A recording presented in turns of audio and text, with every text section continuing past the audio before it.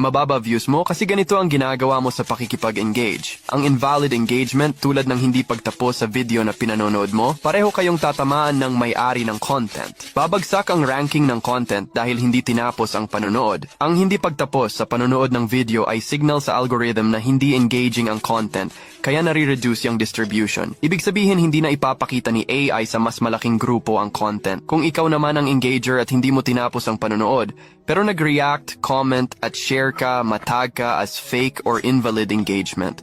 Di mo tinapos ang panonood kaya sinabi mo sa AI na hindi engaging ang content, pero bakit ka pa rin nag-react at comment?